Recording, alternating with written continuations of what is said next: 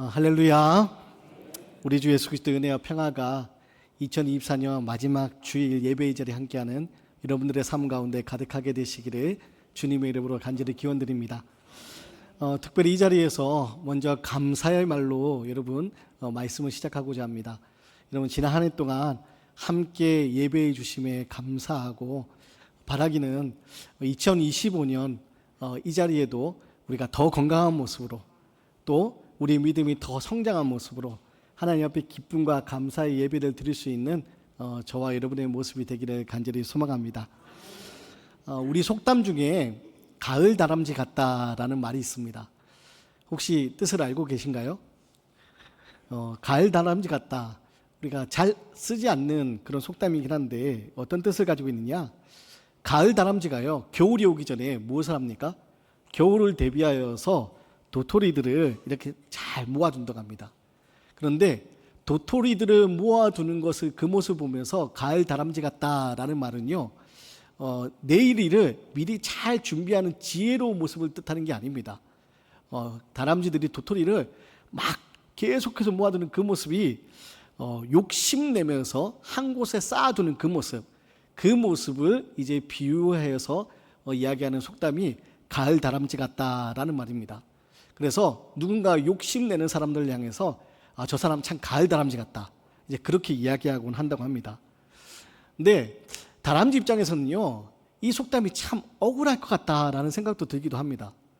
왜냐하면 다람쥐가 가을에 아무리 도토리를 많이 쌓아두어도요, 겨울철 양식을 다 준비할 수는 없습니다.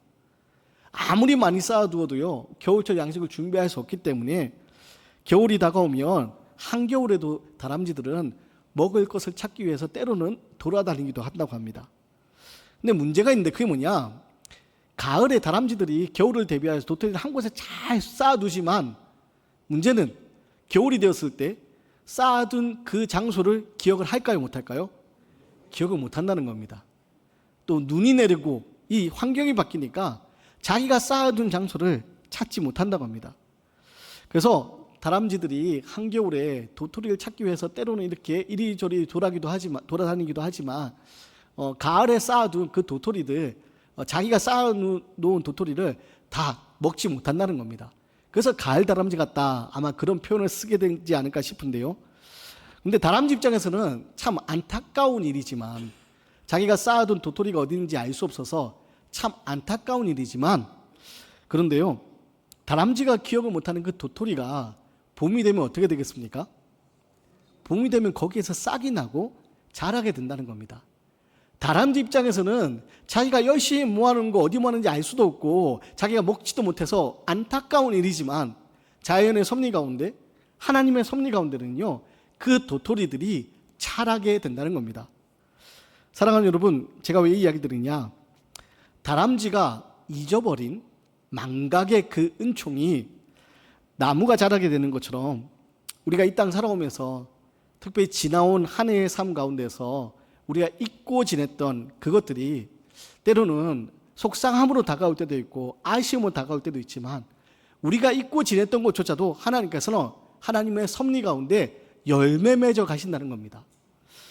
바라기는 하나님 우리에게 일어난 좋은 일들 뿐만 아니라 우리에게 일어나는 때로는 안타까운 일들도, 우리가 성공한 일들 뿐만 아니라 실패한 일들도 하나님 그 모든 것들을 선을 이루어가는 분이라는 사실을 기억하시고, 여러분 2024년도 지나온 한 해 돌아볼 때 아쉬움도 있고, 내가 조금 더 열심히 하지 못했을까, 그런 아쉬움도 있고, 또 피하고 싶었지만 피하지 못했던 고통의 시간들도 있고 여러 가지 어려운 시간들도 있지만, 그럼에도 불구하고 오늘 돌이켜 돌아보면 지나온 발자국마다 하나님의 은총이었음을 고백할 수 있는 그런 믿음이 저와 여러분의 있기를 간절히 소망합니다.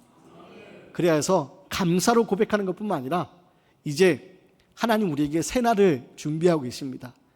2025년 새로운 날이 우리에게 다가올 텐데, 여러분 새 날을 믿음으로 받아들이고 믿음 가운데 승리하는 그런 귀한 삶을 살아내게 되시기를 주님의 이름으로 간절히 기원드립니다. 그런 의미에서 오늘 말씀은요, 우리에게 큰 위로와 소망이 말씀이 됩니다.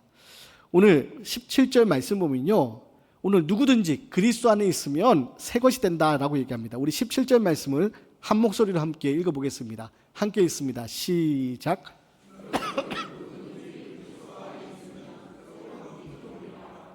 이전 것은 지나갔으니 보라 새 것이 되었도다. 오늘 말씀을 읽을 때 제일 먼저 은혜가 되는 게 뭐냐? 누구든지라는 말입니다. 오늘 말씀 보면요, 누구든지 새로운 피조물이 될 수 있다라고 얘기합니다.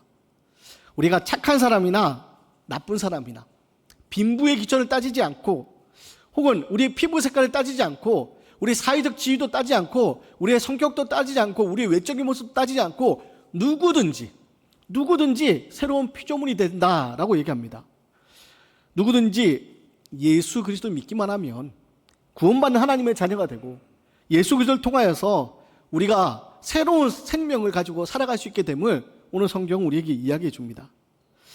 말씀을 준비하고 묵상하는데 이게 얼마나 큰 위로가 되는지 몰라요. 누구든지. 여러분, 이 땅은 경쟁사회라고 하잖아요. 그래서 서로의 모습 속에서 서로 그 경쟁하면서 어떻게든 행복해지게 애를 쓰지만, 여러분, 이 땅 경쟁사회 속에서는 우리가 밀려난다 할지라도, 여러분, 세상의 기준으로는 우리가 그 기준에 못한다 할지라도 하나님 눈에는요, 누구든지 새로운 피조물이 될 것이다, 새로운 피조물이다 라고 선언해 주고 계시는 겁니다. 우리 안에 영혼의 아픔이 있든 마음의 아픔이 있든 혹은 여러 가지 외적인 환경, 그 어떤 것이든, 지금 우리가 부유하든 가난하든 우리의 성격이 모나든 그렇지 않든 우리의 여러 모습 가운데 관계없이 누구든지 새로운 피조물이다 라고 얘기합니다. 그래서 이 말씀이요, 너무 큰 은혜로 다가옵니다. 너무 큰 복음으로 다가옵니다. 누구든지, 이 자리에 있는 저와 여러분 모두가 누구든지 새로운 피조물이다 라고 성경은 우리에게 이야기해 주고 있습니다. 그런데요, 누구든지 새로운 피조물이지만 사실 이 말씀에는요, 한 가지 단서가 있습니다. 어떤 단서가 있습니까? 오늘 누구든지 나오는 그 말씀 뒤에 나오는 단서가 뭐냐? 그리스도 안에 있으면. 누구든지 새로운 피조물인데, 그러면 이 땅에는 모든 사람들이 다 새로운 피조물이 되냐? 그렇지는 않다는 겁니다. 누구든지 새로운 피조물이 있지만 그리스도 안에 있으면 이라는 단서가 붙게 된다는 겁니다.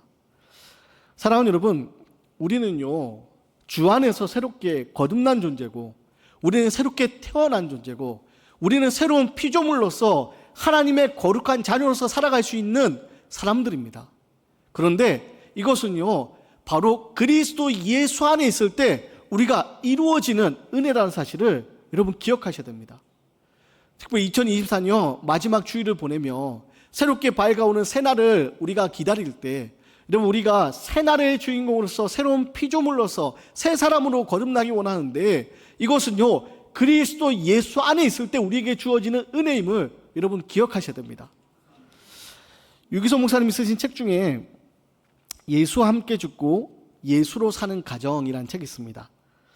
그 책에 나오는 내용을 잠깐 소개해드리고자 하는데요, 한 청년이 장로님을 찾아와서, 아주 신실한 믿음 좋은 장로님을 찾아와서 부탁을 합니다. 어떤 부탁하냐? 장로님, 제가 이제 결혼할 때가 됐으니까 좋은 신부를 좀 만나기 원합니다. 그래서 좋은 신부를 좀 소개해 주십시오. 그랬더니 장로님이 그 청년에게 묻습니다. 그러면 어떤 신부를 구하느냐? 근데 그 청년이 장로님에게 이렇게 얘기합니다. 장로님, 저는요, 세상에서 제일 예쁜 여자였으면 좋겠고, 믿음도 제일 좋은 사람이었으면 좋겠고, 마음씨도 세상에서 제일 좋았으면 좋겠고, 이왕이면 음식도 세상에서 제일 잘했으면 좋겠고, 그러면서 제일 시리즈를 읊었답니다. 근데 그 말을 가만히 듣던 장로님이 뭐라고 하셨을까요? 그 말을 가만히 듣던 장로님이요, 한참 바라보더니 이렇게 얘기하시더래요. 안타깝다는 듯이, 그럼 자네는 결혼하기가 틀렸네. 그래서 청년이 물었어요. 장로님 왜요? 근데 장로님이 뭐라고 하시느냐? 자네가 찾는 그런 여자는 이미 결혼했거든.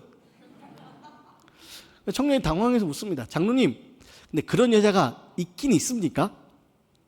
그럼 장로님 대답이 걸작입니다. 뭐라고 대답하냐? 이렇게 얘기하십니다. 그럼 내 아내가 바로 그런 사람이야. 네, 여러분, 우리는 웃고 지나가지만 그 청년은요, 이 이야기를 듣고 너무 당황한 거예요. 장로님도 알고 있지만 장로님 아내 되는 분도 알고 있잖아요. 근데 청년이 볼 때 지금 청년이 말한 그 기준이 하나도 안 맞는 겁니다. 청년이 어떤 기준을 내세웠습니까? 세상에서 제일 예뻤으면 좋겠고, 세상에서 믿음이 제일 좋았으면 좋겠고, 마음씨도 제일 넓었으면 좋겠고, 그리고 요리도 잘했으면 좋겠고, 뭐 마음씨 넓고 요리 잘하는 걸 확인할 방법은 없지만 그 아내 되시는 분의 모습 보니까 아무리 봐도 세상에 제일 예쁘지가 않아요. 키도 작고요. 키가 작은 것뿐만 아니라 얼굴도 그냥 그렇게 특별하게 예쁜 얼굴도 아니고 평범하게 보이고, 심지어 약간 이제 덩치도 좀 있으신 약간 통통하신 그런 분이셨던 거예요. 그래서 이 청년이 황당해하다는 듯이 그 장로님을 바라보는데, 이 장로님은요 그 말에 정말 확신을 가지고 그 말이 거짓이 하나도 없는 것처럼 그렇게 얘기하는 거예요. 근데 그때 이 청년에게 새로운 깨달음이 오더래요. 어떤 깨달음이 오느냐? 아, 예수 잘 믿으면 자기 아내가 세상에 제일 예뻐 보이는구나. 예수 잘 믿으면 자기 아내 세상에 제일 예뻐 보는구나. 새로운 눈으로 바라보게 되는구나 라고 깨달음이 오더랍니다. 여러분, 이쯤에서 저한테 누가 세상에 제일 예쁜 여자가 누구냐라고 한번 물어봐 주셔야 되는데, 세상에 제일 예쁜 여자가 누굴까요? 네, 제 아내가 세상에 제일 예쁘다고 저는 믿음의 언어로 고백을 합니다. 여러분, 그리스도 안에 우리가 새로워지는 게 뭐냐? 바로 이렇게 우리의 눈이 새로워지는 겁니다. 우리가 세상의 렌즈로, 세상의 기준을 바라보는 것이 아니라 믿음의 렌즈로, 믿음의 눈으로 세상을 바라보는 겁니다. 사람을 바라보는 겁니다. 여러분, 우리가 그리스도 안에 새로운 피조물이 될 수 있는 것은 바로 그리스도 안에 예수 안에 있을 때 우리가 이런 새로운 믿음의 눈으로 바라볼 수 있게 되고, 그것이 우리에게 새로운 은혜로 다가오게 되는 겁니다. 여기 결혼하신 분들도 계시지만, 여러분, 결혼하시기 전 연애할 때 콩깍지가 씌인다고 하죠. 그러면 여러분, 그때 아무 사람도 못 말립니다. 콩깍지가 씌면요 그냥 모든 것이 다 좋아 보입니다. 여러분, 근데 그 좋은 감정이 얼마나 오랫동안 지속되시던가요? 1년 갑니까? 10년 갑니까? 너무 많이 불렀나요? 여러분, 문제는 우리의 그런 감정은요 1년도 채 가지 않는다는 겁니다. 1년이 뭡니까? 여러분, 신혼여행 갔다가 이미 마음 상해가지고 그렇게 돌아서는 사람들도 있지 않습니까? 이렇게 우리의 감정은 수시로 바뀐다는 겁니다. 이게 우리의 한계입니다. 우리 인생의 한계고 사람의 한계입니다. 그런데 그리스도 안에 있을 때 새로운 피조물로서 우리가 누리는 은혜는요 그런 거와 다른 겁니다.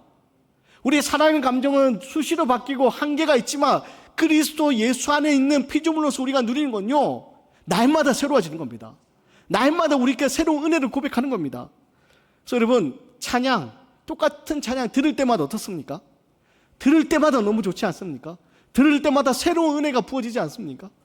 여러분, 우리가 읽는 말씀, 여러분, 이 말씀은 똑같은 말씀 계속해서 읽어도 그 말씀은 날마다 무궁무진한 새로운 은혜를 우리에게 다가오지 않습니까? 이게 바로 그리스도 예수 안에 있을 때 우리가 누리게 되는 새로운 은혜라는 겁니다.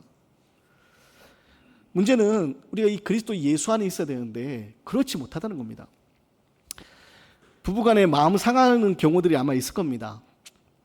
근데 마음 상할 때 여러분 가만히 한번 생각해 보면요, 그 아내가 정말 미워 죽겠고 세상에서 미워 죽겠고 못 견디겠고 남편이 거꾸로 미워 죽겠고 그런 겁니까? 미운 감정보다는 사실은 작은 서운함에서 시작합니다. 말 한마디, 행동 하나, 그 작은 서운함 때문에 그 사람이 그 순간 너무 싫은 겁니다. 근데 그렇게 서운함이 있고 미운 감정이 있다가도 여러분 인생에 큰 위기가 다가왔을 때 어떻게 됩니까? 여러분, 그런 감정은 정말 작게 느껴지고 큰 위기 앞에서 여러분 진짜 중요한 것이 무엇인지 알게 되지 않습니까?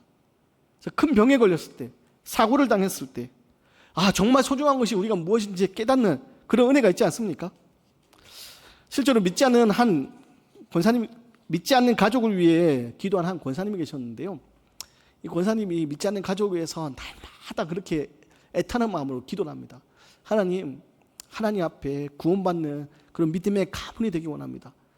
그런데 자녀들이 점점 커갈수록 자녀들이 말을 듣지 않는 거예요.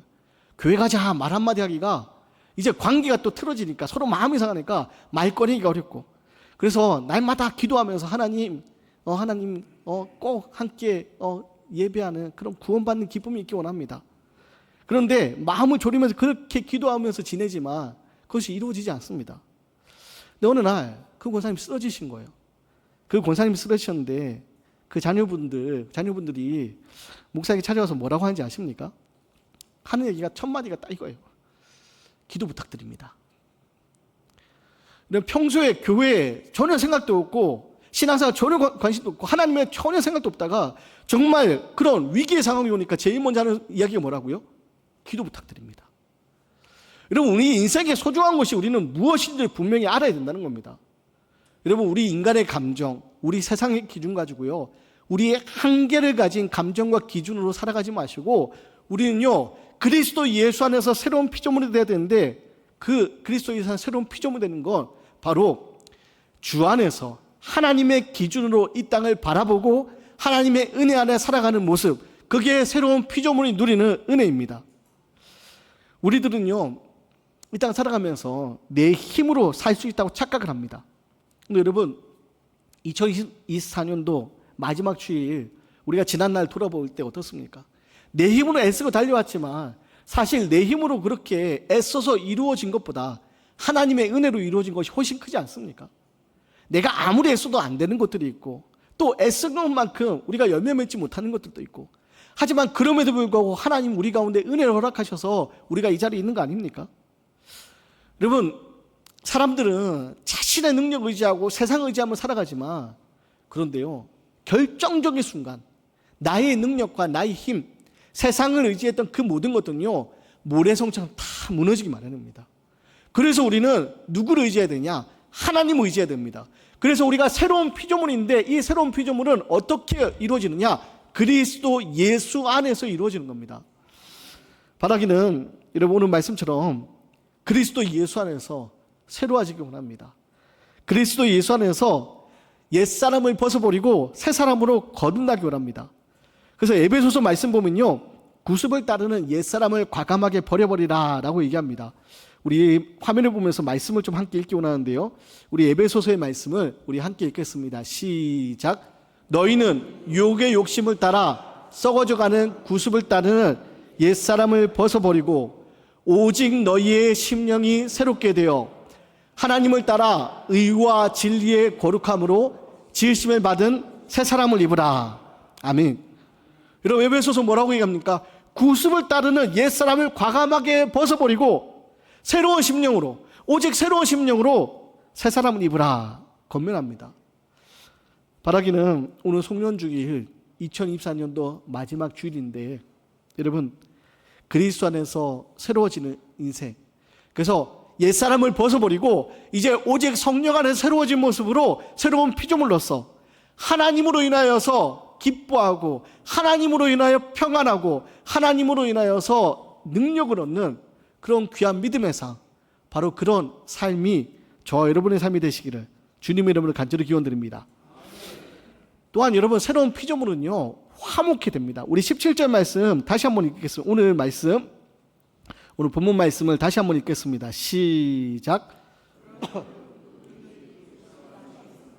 새로운 피조물이라 이전 것은 지나갔으니 보라 새 것이 되었도다. 아멘. 여러분, 오늘 말씀은요 우리의 상태를 설명해 주는 말씀입니다. 근데 오늘 말씀 가운데 또 하나의 위로가 되는 게 뭐냐? 누구든지 그리스도와 예수 안에 새로운 피조물이 되는데, 오늘 말씀에서 우리를 향해서 너희들이 새로운 피조물이 되어야 한다가 아닙니다. 되어야 한다가 아니라 뭐라고 합니까? 너희는 새로운 피조물이다 라고 선언해 주고 계십니다. 사랑하는 여러분, 이 새로운 피조물이 되는 것은요 우리의 힘으로 우리의 노력으로 이루어지는 것이 아니라는 겁니다. 하나님의 은혜로, 하나님의 선물로 주어지는 것입니다. 그래서 우리를 향해서 너희들 새로운 피조물이 되어야 된다가 아니라 새로운 피조물이다 라고 선언해 주고 있습니다. 그래서 우리가 새로운 피조물로서 우리가 이제 해야 될 것은요, 이미 우리는 새로운 피조물이니까 이제 그리스도 예수 안에서 우리는 감사하고, 그래서 예수 안에서 열매 맺기 위해 순종하는 그 능력의 삶을 살아야 됩니다. 그래서 메시지 성경 보면요, 이 부분에 대해서 어떻게 번역하니 이렇게 번역되어 있는데, 메시아와 연합하면 새로운 출발을 할 수 있다. 그리스도 예수 안에 있는 게 뭐냐? 예수 그리스도 연합하여 새로운 출발을 할 수 있다라고 얘기합니다. 여러분, 오늘 우리는 이제 새로운 출발을 할 수 있는 존재가 됐다는 겁니다. 우리 이 땅 살아가면서 과거에 사로잡혀 살아갈 때가 있습니다.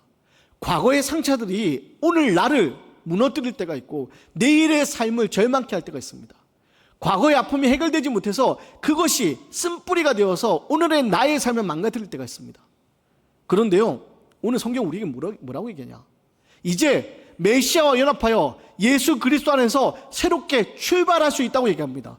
지난날의 삶을 어땠든지 관계없이 오직 그리스도 예수 안에서 주님과 함께 새롭게 시작할 수 있다라고 얘기합니다. 여러분, 그렇기 때문에 우리는요, 새날을 믿음 안에서 기대하고 바라볼 수 있어야 됩니다. 그리고 우리 읽지 않았지만 18절부터 20절 말씀인데요, 우리 세번역 성경으로 화면을 보면서 함께 좀 읽겠습니다. 우리 세번역 성경으로 화면을 보면서 함께 읽겠습니다. 시작. 이 모든 것은 하나님에게서 났습니다. 하나님께서는 그리스도를 내세우셔서 우리를 자기와 화해하게 하시고 또 우리에게 화해의 직분을 맡겨 주셨습니다. 곧 하나님께서 사람들의 화해의 말씀을 우리에게 맡겨 주심으로써 세상을 그리스도 안에서 자기와 화해하게 하신 것입니다. 그러므로 우리는 그리스도의 사절입니다. 하나님께서는 우리를 시켜서 여러분에게 권고하십니다. 우리는 그리스도를 대리하여 간청합니다. 여러분은 하나님과 화해하십시오. 아멘. 오늘 5장 17절에서 우리는 그리스도 예수 안에 새로운 피조물이다라고 얘기하는데, 새로운 피조물로서 우리가 어떤 삶을 살아야 된다고 얘기합니까? 18절 이하의 말씀 보면 우리가 살아야 될 삶의 모습, 바로 예수님처럼 살라는 겁니다. 그럼 예수님처럼 살아가는 것은 무엇입니까?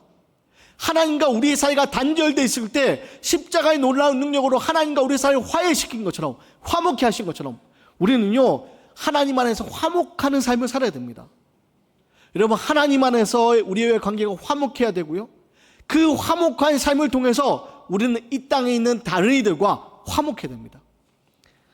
사랑하는 여러분, 우리가 살아가는 삶의 모습은요, 나를 위한 이기적인 모습이 아니라 하나님과 화목한 그 은혜를 누리면서 다른 사람들을 화목케 하는 삶, 그게 우리가 살아야 될 삶의 모습입니다. 그렇기 때문에 여러분, 우리를 통하여 그 누구도 시험에 들게 하지 마십시오. 우리의 말이 그 누구에게도 상처가 되게 하지 마십시오. 우리는요, 다른 사람을 살리고 다른 사람을 일으키는 화목케 하는 직분을 받은 사람임을 여러분 기억하셔야 됩니다. 스피드 스케이트 선수인 제갈 성렬이라는 분이 계십니다. 이분이 1996년도에 세계 월드컵 대회에 참여했다가 특별한 일을 경험합니다. 1996년도에 세계 월드컵 대회에 참여하기 위해서 미국 미네소타에 가게 됐는데요. 공항에 도착했는데 미네소타 주립병원 교포의사 한 분이 그분을 기다리고 계셨습니다.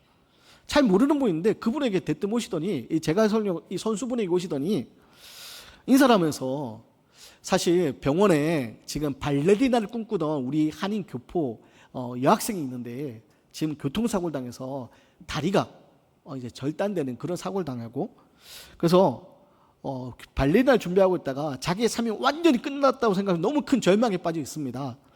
혹시 괜찮으시면 지금 좀 가셔서 위로해 주시면 안 되겠습니까?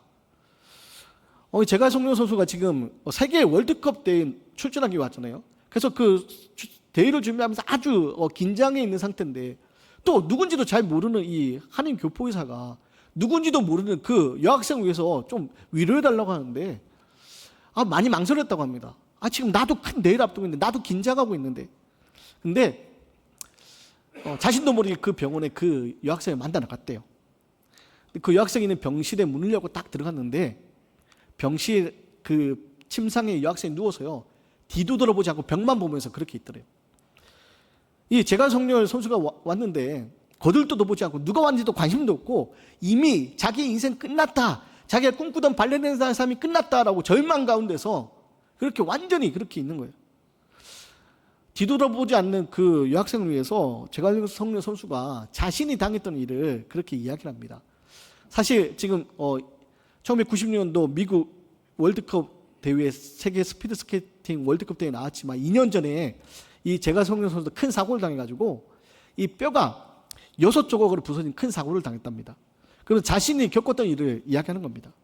자신도 열심히 올림픽을 준비했는데 갑작스러운 사고를 당해서 뼈가 6쪽이 나는 큰 사고를 당했고, 그러면서 자기 인생 끝난 것 같고, 그래서 너무나도 절망하고 있었는데, 그래도 병실에서 다시 운동을 재활을 시작하면서 지금 2년 만에 이렇게 세계 선수권 대회에 나왔다고. 그래서 많은 사람들이 포기한다고 했는데 나는 포기하지 않았다고, 이런 이야기를 막 들려준 겁니다.